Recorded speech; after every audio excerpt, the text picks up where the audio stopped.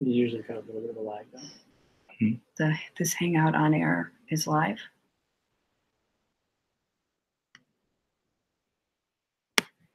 That's exactly what we did yesterday. This Hangout on air is live. Okay, you got it. Hello? That's exactly what we did yesterday. This Hangout on air is live. Yeah, he's playing. Okay, you got it. Hello? Take turn. That's exactly what we did yesterday. Turn off This Hangout on air.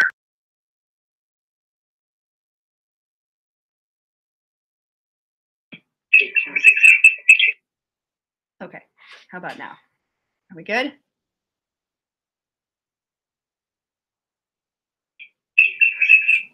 Okay, we see 8 viewers. I just want to make sure, can you, let's see where they can add their questions. Can someone answer via Slido? Are you able to hear us?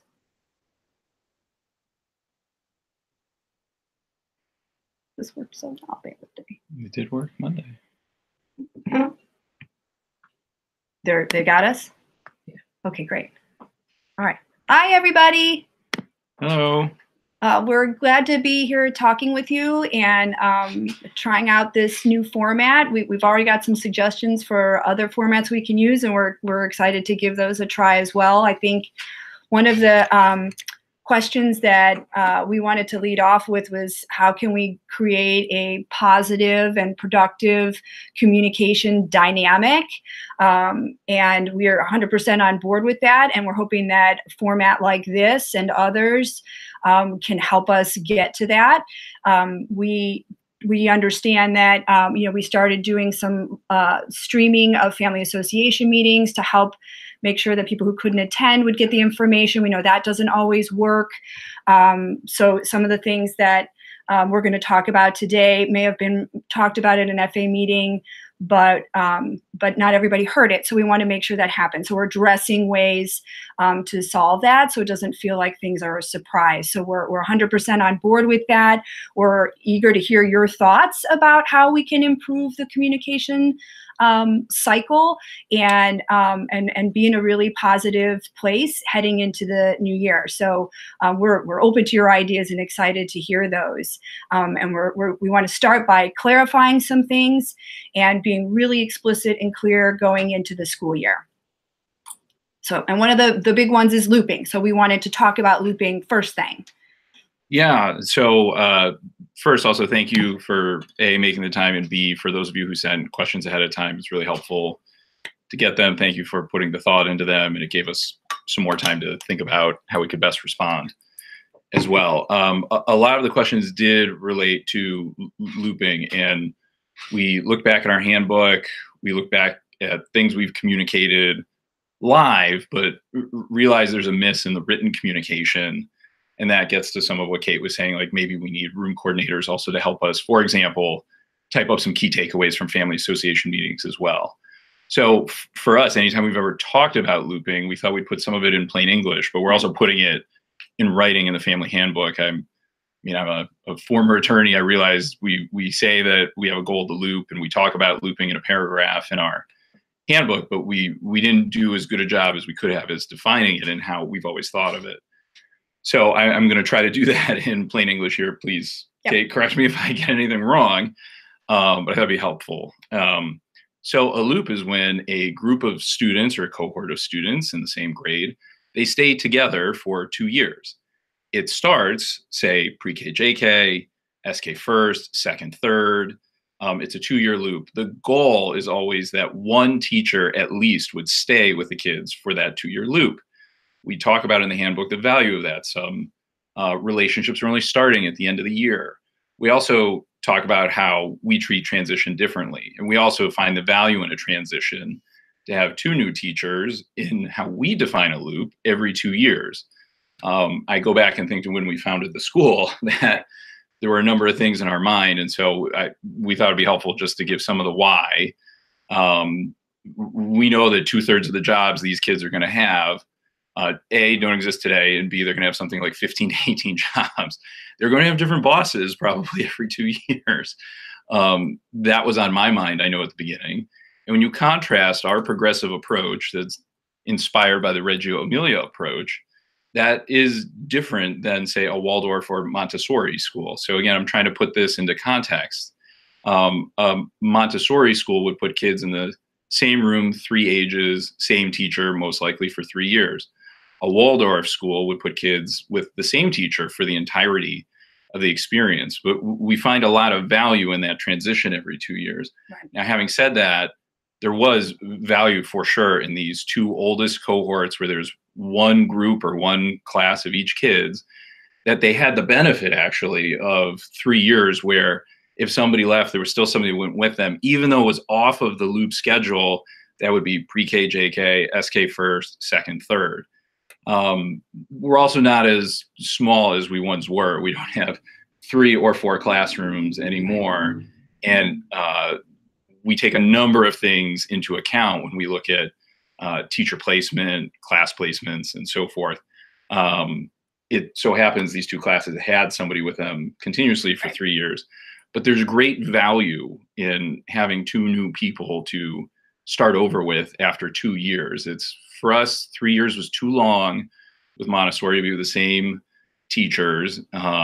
Waldorf was also too long for us with the same teacher the whole time. Right. Just a different model. And also pretty hard practically, actually, to ensure there are no life changes for faculty and they get to stay with the same kids the entire time.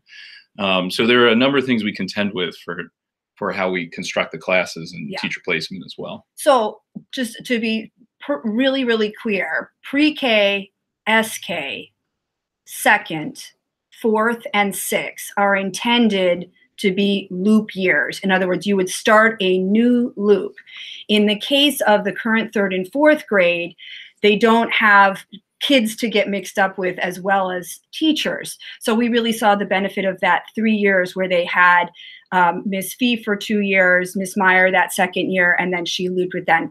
Because we really heard you say it feels like every year it's something new, it's something new. Lots of classrooms, in fact, most of the classrooms will have at least 1 new person in the classroom just as a product of the apprentice program and teacher movement. And as we get bigger, we add 2 classrooms each year, so we have a lot of movement as where do teachers land. So I'm telling you right now, on record, recorded for perpetuity, that the intention is that the next 2 years for your students, one of the teachers would remain with them.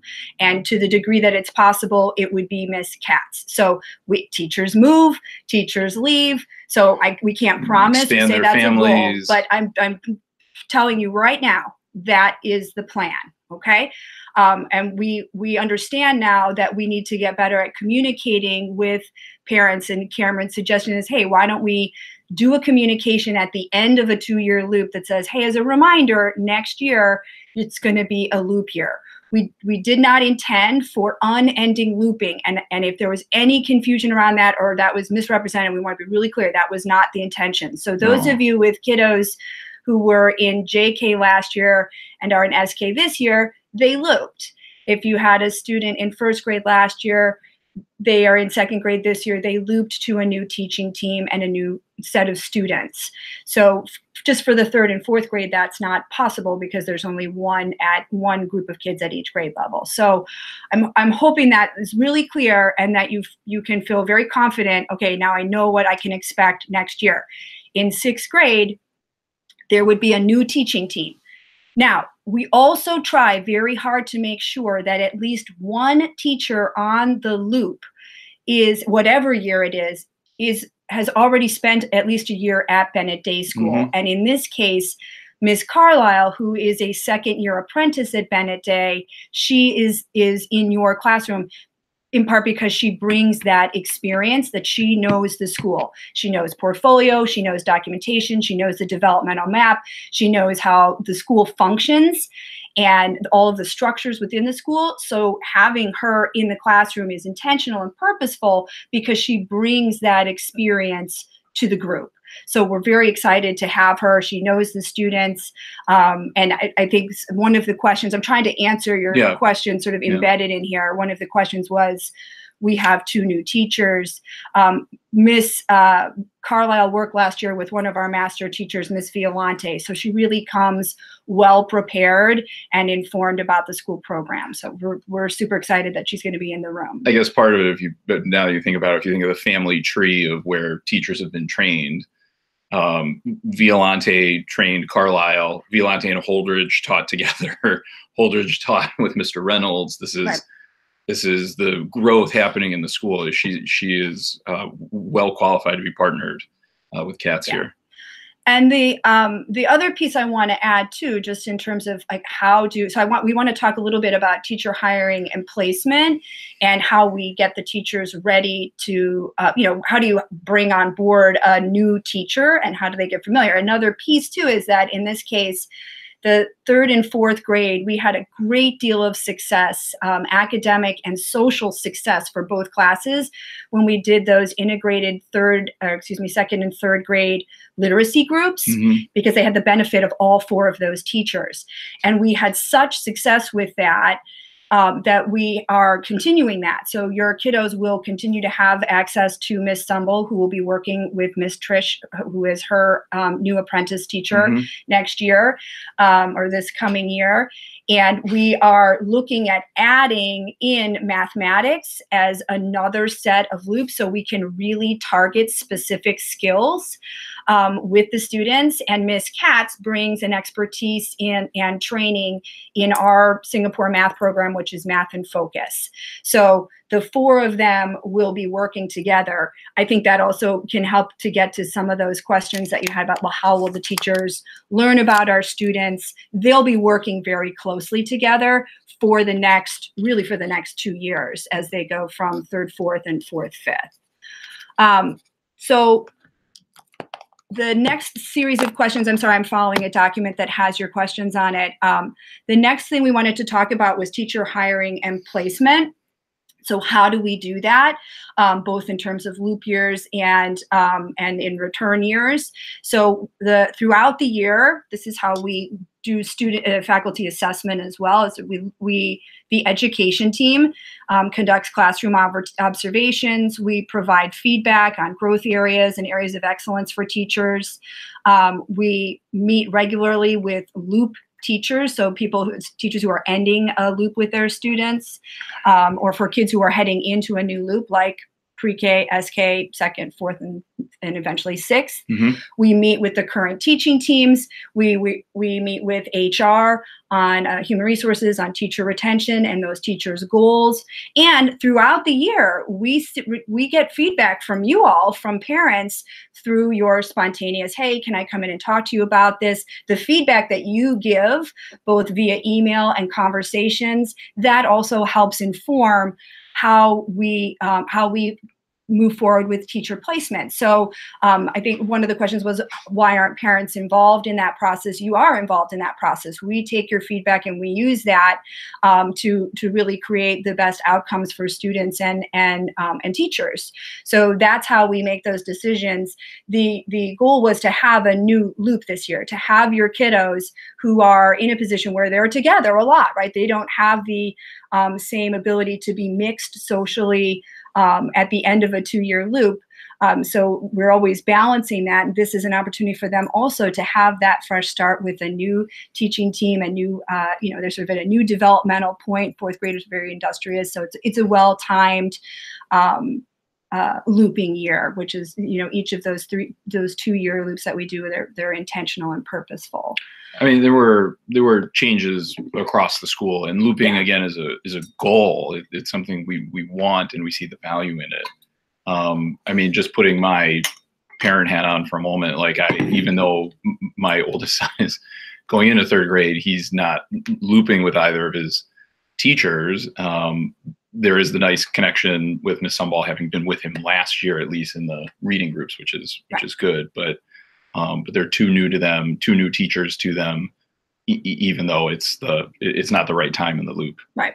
The 3rd grade class is just off on loop year, but that was because we have felt that because the group was evolving and now they're sort of settled, with that 3 years of having Ms. Fee for 2 and then that overlapping 2 years with Ms. Meyer, we really did feel that was appropriate, particularly. And the same thing happened with the current 3rd grade. They had that same type of overlapping with 2 years with their lead teacher and then 2 years overlapping with their apprentice teacher. And that 3 years we feel is really important in this last 3 years for those 2 groups. So I am saying, hey, that's going to look a little different, right? Yes. So the goal would be then in 6th grade, ready for a new teaching team. Mm-hmm. Okay. I just want you to know, sorry, I just want to say, we just want you to know you're not alone with some things changing. Right. There are a lot of things we have to take into account at the school, but we understand that we could have communicated about the change in a more productive way.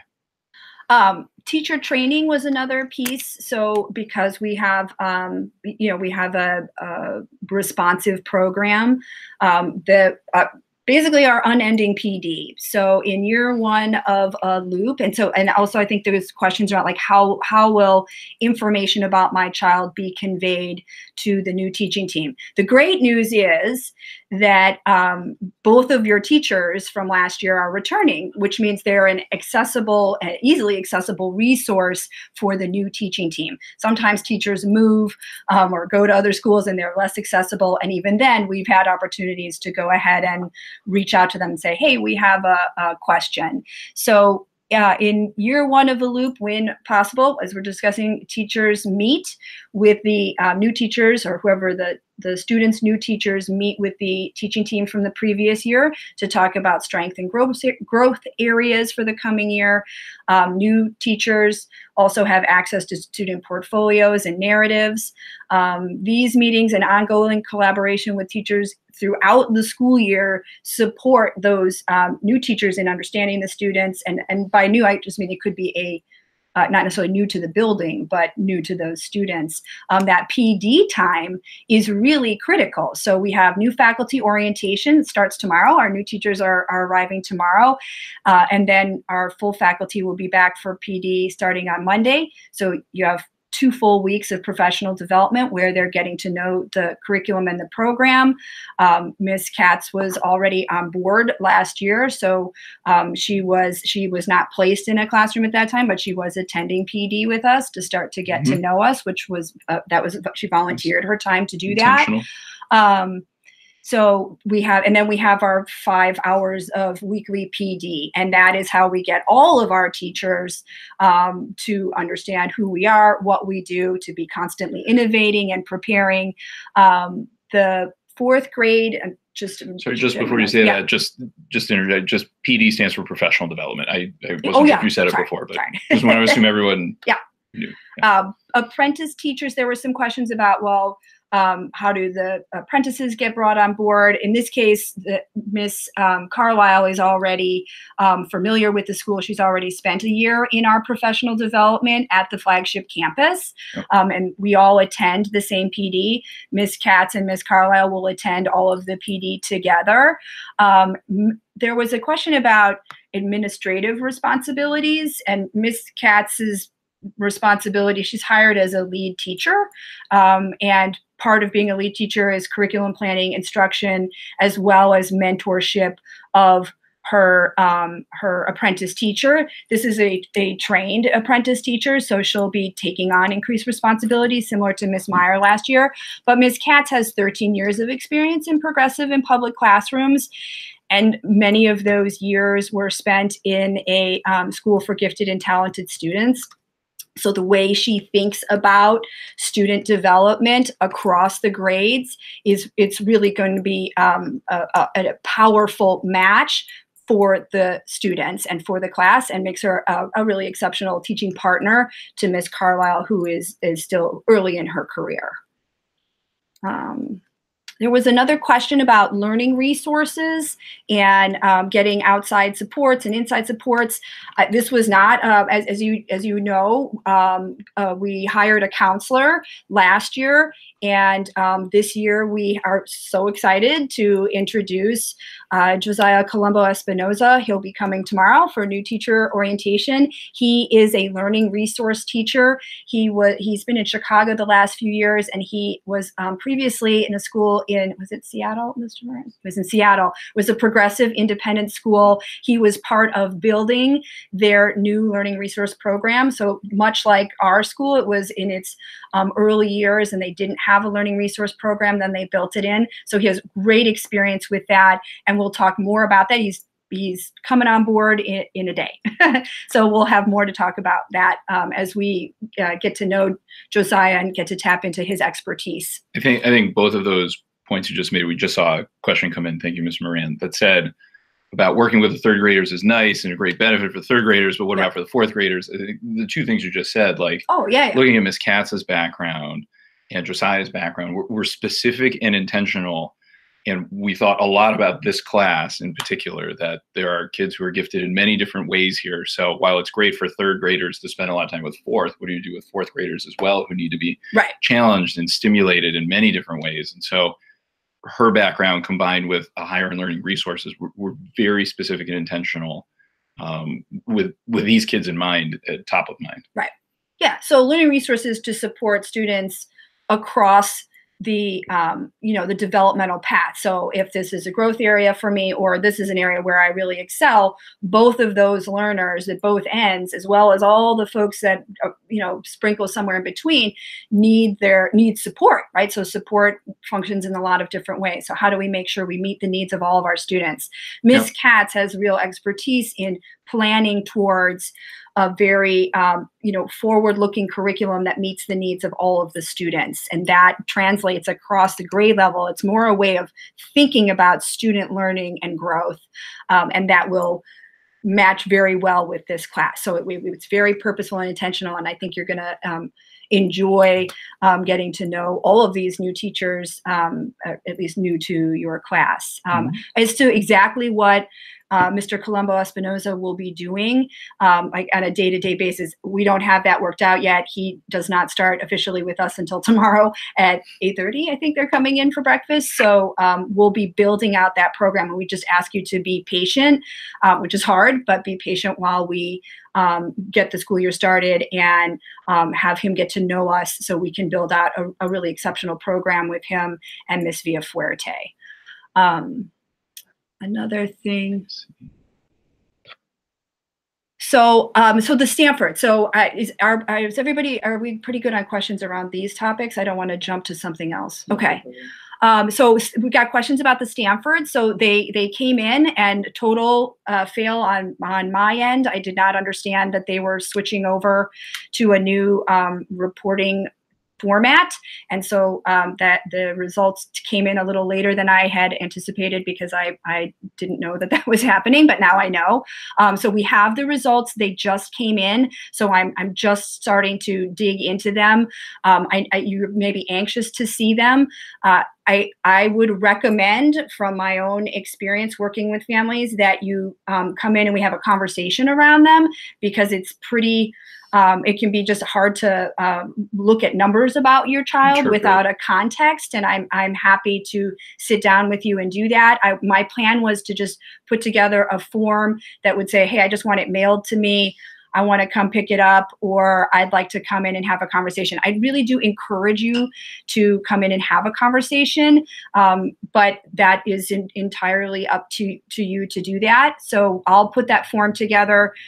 We've had a few administrative departures, and so we're onboarding some people. So this is absolutely not, we're not trying to drag our heels here. It's just we're a little short-handed while we're getting all of our new people trained. So if you don't get that form until Friday morning, it's not because I'm not trying to get to it. I really am, but we do have our new faculty tomorrow. So I want to get it to you, and I want you to have the option, just mail it to me or not.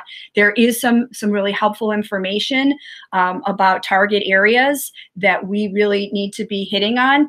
I've feel like we can talk about that. And that's something I'd like to talk about at curriculum night. I'd also like to talk to the teaching faculty and to the classroom teachers to the degree possible. So I know you guys know we use the CPAA, which is a formative assessment. It gives you a sense of where are the kids ready to go? Where do they need support?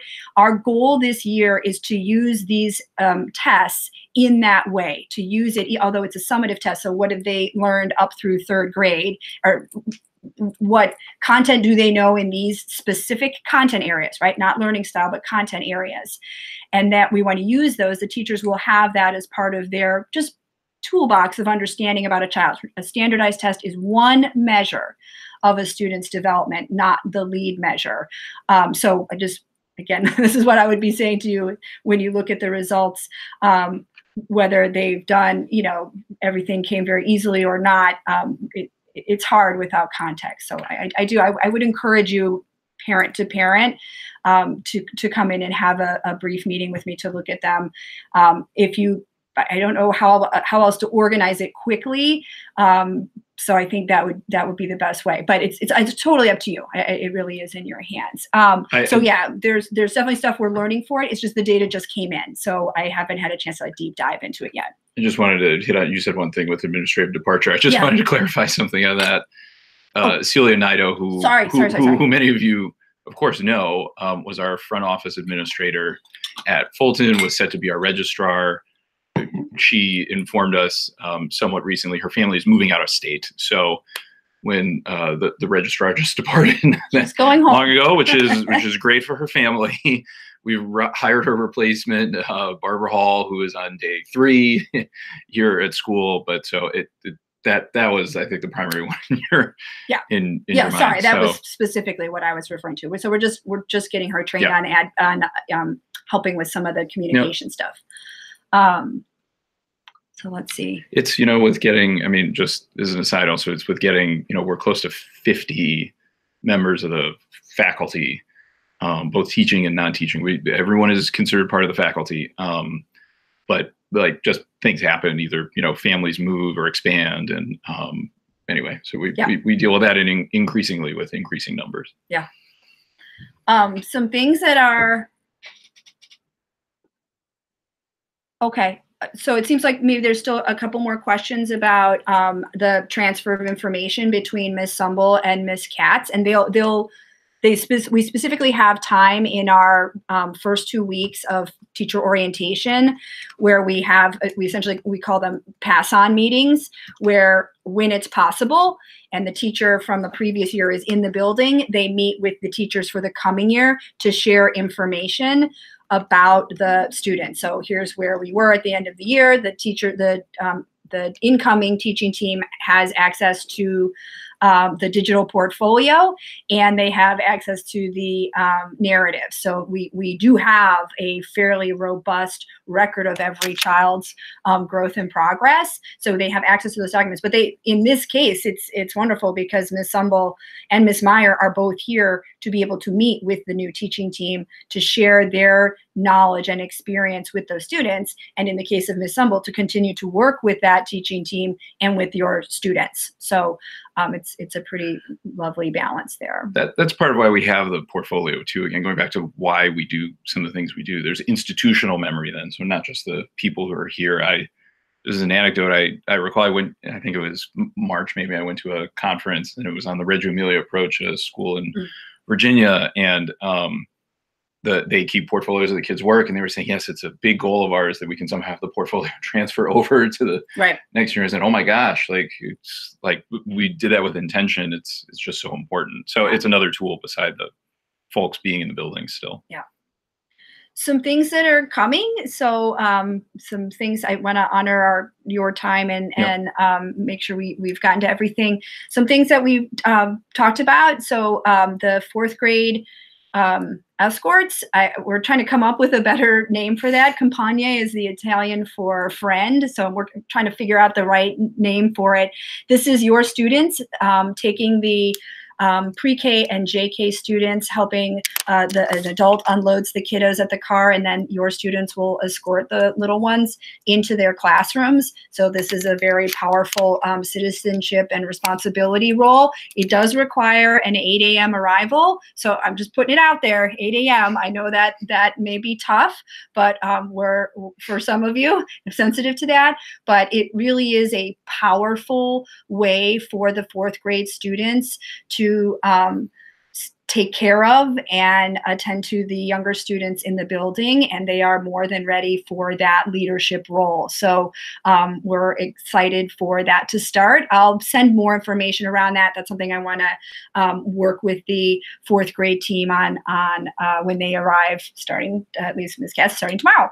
Also, as I mentioned, because of the high degree of success that we noted and documented with the small literacy groups when we had the 2nd and 3rd grade combined last year, we are extending that to include some math, in particular math functions. And that is something that right away, looking at the Stanfords, we saw there's some work that needs to be done on those procedures. So it winds up being very well, everything coming together as planned. So we're excited about that, and we'll have more information about that specifically at the curriculum night. We haven't had the whole team together with enough time that we can really present that yet. So we want their input and design around that. So we are continuing to innovate. We have our eye on your class. We are very sensitive to the group, and we absolutely want you to feel that you have access to us, that communication is healthy and open, and to the degree that you may have ideas about how better to do that, please share them. There is really nothing we aren't willing to try to help bridge what seems to be, at least based on some of the questions, a gap here, and we are 100% leaning into that. Let's solve that together, and let's assume the best of each other in building forward and really getting that communication in place so that everybody's feeling really good. We want you to feel good and excited about your teaching team and the year ahead, and it's going to be a full and busy one. We're excited too. Thanks, everybody. Thanks for the questions. We're 2 minutes over. Anything else? Giving a peek over here to Mr. Moran. Is everything? Just a reminder, when the test results came in, they were just wondering. They came in. They came in. They were here on. I got them on Monday afternoon when I returned from vacation. So they're here. I'm just having time to look into them. We've got a lot of things going on. We're moving this vacation week. Last vacation week, it didn't work. Did not work well. What? Excuse me. One last maybe parting thought was also related to the question about challenging 4th graders too. Mr. Moran's been in the background, so you haven't seen him. He's been helping us look at the questions, but we're so excited for kids to come in upper school as well next fall. It just provides tremendous opportunities. We think about these 2 oldest cohorts of kids in particular now. The opportunities to challenge them and have older kids in our community is really exciting. There are some parents even in your classroom as well who have some older kids who have been through upper school as well, and you're some of the folks who we would love to lean into on, like, hey, you have kids who are younger here now, you've had kids who've been older off to college or otherwise, and we're really looking forward to that growth. So thank you for being part of it. Good. Okay. All right. If anything else comes up, the Slido will stay open till Friday. So we'll try to make sure we go back and check that, or you can just send us an email. Feel free to really access Erin and Katie. So push your questions to them, and then we can, most likely you have questions in common. Really seems like the best approach is for us to communicate with the class as a whole. So if you want to push questions to them, and then we can schedule another one of these. We can use a different format. Okay. All right. Okay. Thanks, everybody. We can't wait to see you. Thanks. Bye-bye. I don't know how to turn it off. Where is it? Oh, there we go. Bye.